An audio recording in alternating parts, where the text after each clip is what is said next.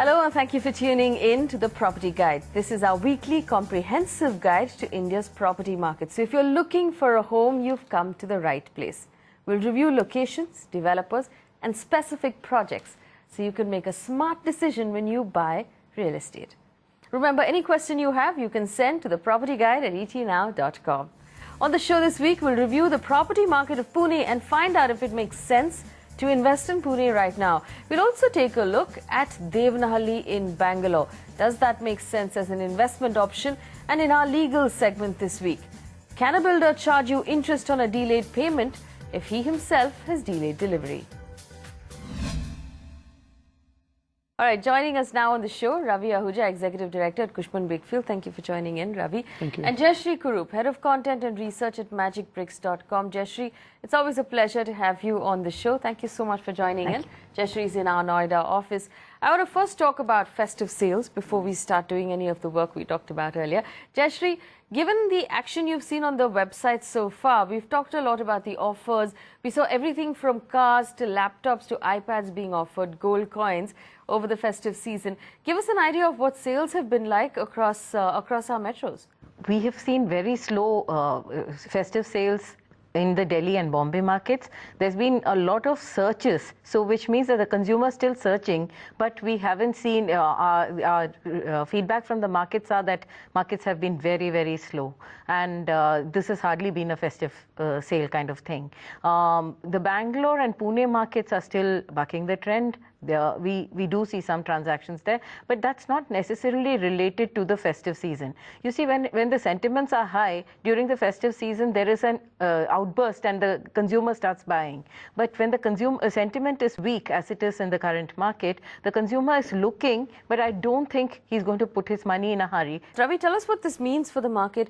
If Jayashree is telling us consumer sentiment is low, what are you reading into that? What does this mean for the property market right now? It means two things. The property market, in terms of the consumers, are willing to wait it out to see some correction, which is already impending. On the developer front, I think those in denial mode have started agreeing to the fact that yes, the sales are stagnant. The last-ditch attempt through the promotional schemes in the Diwali kind of season has not paid off, and therefore sales will remain stagnant, and therefore now it's time for them to realize that they need to come back with direct price reductions rather than negotiated on the table and giving away discounts. I think once that happens, the market is ready to bite because there is housing demand, there is pent-up demand, but it's just waiting for the right price. And Jayashree, what's your advice for consumers right now who are browsing the internet, looking for homes but not making any decisions? What's your advice to them at this point? Do not wait for very long, because this is a window of about 6 to 8 months. After the elections, these markets will rise. There is enough demand and enough supply, and the markets will start rising. The amount of negotiation that you can do is only in the next 4 to 6 months. After that, even developers know that after the elections, there will be some movement in the market. All right, so this window is only available for the next 6 months. That's what Jayashree says. If you're going to make a deal, and if you're looking to buy a home, do it before the elections. All right, this week, our focus is on Pune's real estate market. Let's take a look first at how prices have moved in Pune over the last few years, and then we'll come back and ask both of our experts how we should be approaching Pune as an investment option. Thanks for that, Faye. Now, although the prices of homes in Pune haven't increased at all over the last 1 year, let's take a step back and look at the bigger picture. Specifically, pockets mainly in the eastern and western growth corridors of the city have witnessed a smart appreciation over the last 6 years. The eastern part of Pune has benefited strongly from the ITSEZ and commercial development in the neighborhood. Kharadi, along with the neighboring Kalyani Nagar, have seen the residential property prices double over the last 6 years. The prices of mid-segment homes here are priced at 5,500 and 8,500 rupees per square foot respectively. The price trends are similar for the western part of Pune. Wakad has seen a phenomenal growth due to its proximity to the Infotech and Biotechnology Park at Hinjewadi. The average prices here have increased to 5,525 rupees per square foot in 2013 from 2,500 rupees per square foot in 2008. That's an increase of 100% in the last 6 years.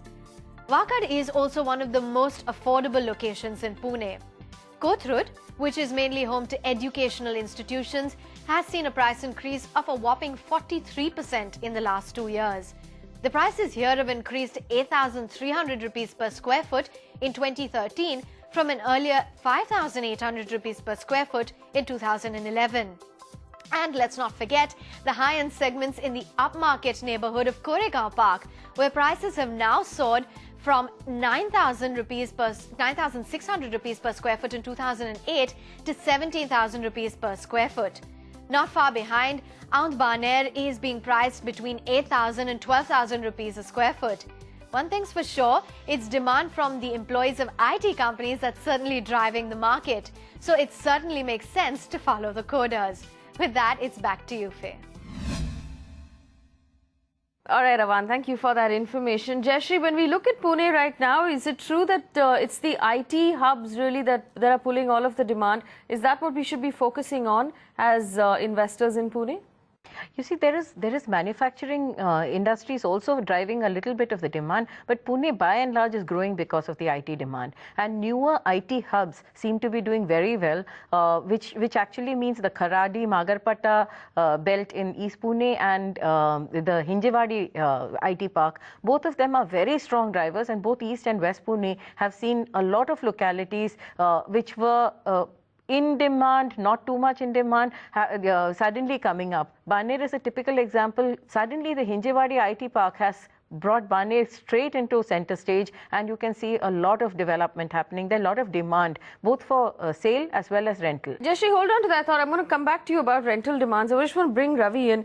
Now, Jayashree, just give us a list of IT hubs. Tell us, among those hubs, where do you see the most promise in terms of Pune? I feel Hinjewadi has already seen some upside, but the peripheral markets of Hinjewadi, such as Ravet, such as Gahunje, which is seeing a lot of developments by prominent developers like Piramals and Lodhas, is going to see a lot of demand, and the connectivity is only going to improve into the city. Wagholi, again, on the rare end of the Eastern Corridor, is a great option to invest. Coming back to the center of the city, I think Koregaon Park is seeing some phenomenal activity in terms of the premium segment or luxury segment developments. We're seeing some branded residences, the Trump Tower, which is at the junction of the Koregaon Park and Kalyani Nagar, already quoting rates of 20,000 rupee plus. Well, the interesting thing about Pune is that sales were down about 30% this year, according to one of the reports. Supply has doubled. So there is a situation of oversupply. Can viewers and consumers negotiate in Pune? Till what margin can we negotiate at this point? I think last when I was speaking to a few developers, at least a 10 to 15% negotiated rates are possible on the table when you sit down with a check. I don't think the rack rates have come down. The Pune developers are very wary of bringing the prices down for obvious reasons. But yeah, you could sit down and negotiate 10, 15, in certain cases even 20%. There is oversupply in some of these markets, particularly let's say Hinjewadi, which has already gone up to 5,000 rupees. But if you can get a 5,000 rupee per square feet apartment down to 42, 4,300, I think it's a good long-term buy. If you're an actual user, the time is now, between now and next 3 to 4 months to do this. If you're an investor, obviously the time is to probably wait it out to see and to get one of the best deals possible. Right. In fact, we've got all of our experts to put their heads together and draw up a list of projects in Pune right now that are open for booking that makes sense for you as an investor. Take a look. Here are a list of projects in Pune that you could consider investing in. Pristine Royale in Aund, priced at 8,500 rupees a square foot. Godrej Horizon, priced between 4,800 rupees and 5,000 rupees a square foot. Life Republic and Tuscan Estate by Kolte Patil Developers in Hinjewadi and Karadi, priced at 5,000 rupees a square foot. Kalpatru Harmony in Wakad, priced at 5,250, and Sarathi Sovereign in Hinjewadi, priced at 4,400 rupees. It's time for us to take a few questions where Pranshu has written in. He tells us he's a first-time buyer looking to invest in property in Mumbai, has a budget of between 80 lakh rupees and 1.2 crore rupees. The preferred locations for him, Thane, Goregaon, Kandivali and Kalamboli is what he's looking at. He wants to know what he can afford within that budget. Ravi, what can he afford at this point? I think he could look at Thane at that budget of 80 lakhs to 1.2 crore. He could easily look at about 2-bedroom apartment. But one could look at Kandivali or Borivali, which are better markets and not so high in supply, but with a smaller configuration, probably a 1 BHK. So I would suggest these rather than going to Dombivli or Panvel, which are more long-term beneficial. So we hope that helps. Remember, if you have a question for any of our experts, you can write to us. Our email ID is at the bottom of your screen. It's time to take a very quick break, but when we come back, we'll discuss the Devanahalli market in Bangalore and tell you what investment options make sense in that area. Welcome back. You're watching the Property Guide on ET Now. Our guests are still with us and we're helping you make smarter decisions when it comes to buying property. This week, the micro market we're focusing on, in fact, is Devanahalli in Bangalore. Take a look at Devanahalli and we'll come back and talk about it.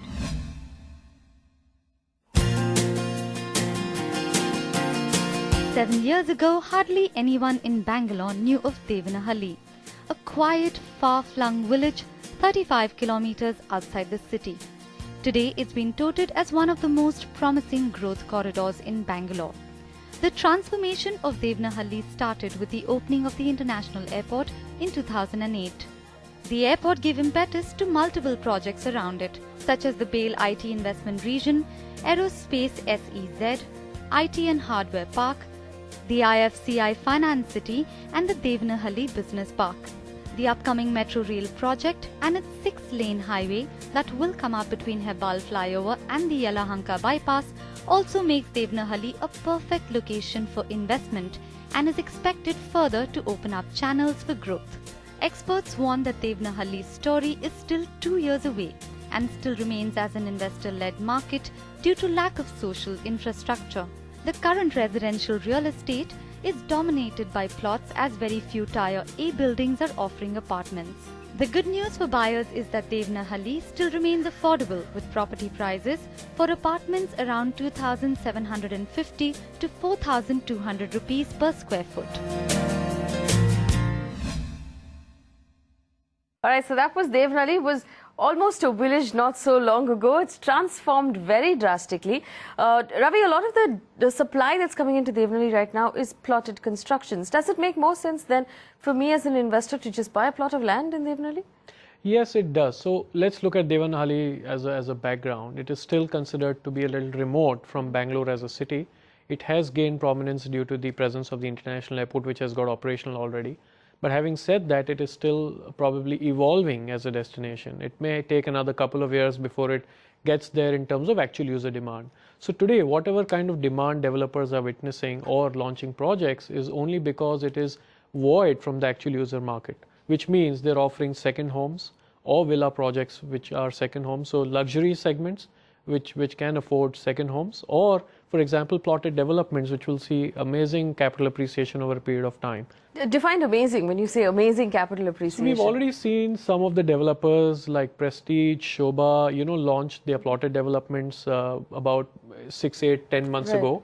And they've already seen 30-40% appreciation. But Jayashree, weigh in on this at this point. We know that Devanahalli is very affordable from a Bangalore point of view. For a 3,000 to 4,000 rupees a square foot, it's difficult to find anything else in Bangalore. But let's talk first to end users. If I actually want a home to live in Bangalore, does it make sense to consider Devanahalli? Because there's no social infrastructure right now around there. Would you rather have us move a little closer to maybe Hebbal or Hennur? Does that make more sense? That's the trend that I'm noticing right now. Hebbal Hennur seems to be far more in demand with the end user. It's largely the investor who's going to Devanahalli. If you're an end user and you feel that this is where you would like to stay for various reasons, it could be that your organization is moving in that direction towards North Bangalore, then put your money in there and wait for the project to come up. Don't exit in a hurry. You have to look at Devanahalli as a medium to long-term investment. What sort of appreciation do you expect Devanahalli to be able to give over the next 5 years or so? So over the next 5 years, and I may want to justify my answer, we may see about 10 to 15% appreciation year on year. That is a realistic expectation. Given the 3 or 4 projects which are being launched around Devanahalli, the KIADB, which has projects lined up, the Information Technology Investment Region, as they call, has already got some 50-odd companies signed up in terms of LOIs with them. and 1800 acres already identified, where you've seen the Wipros, the TCSs of the world going there. So obviously once these companies become operational over the next couple of years, we will see a lot of residential demand in and around that surrounding location. Here's a list of projects in Devanahalli. For those of you who are considering investing in that property and that location, here's a list of projects that we recommend. Here's a list of projects that our panel of experts recommend in Devanahalli in Bangalore. Orchid Paradise by Trans-City Developers, Gateway Meadows by Gateway Shelters, Jasmine from the Mountain Group, Nandi View from MSK Shelters, Nitesh Long Island by Nitesh Estates, Canterbury Castles by Bangalore Regency Developers, Hoysala Corpus by the Hoysala Projects, Divyashri Nest by Divyashri Developers, Urbana Aqua by Ozone Developers, and Shobha Landscape from Shobha Developers. Okay, time for a few more questions. Parishat has written in, he wants to buy a 1,000 square foot apartment in Greater Noida with an expected possession maybe in the next 2 years. He has a budget of 34 to 38 lakh rupees.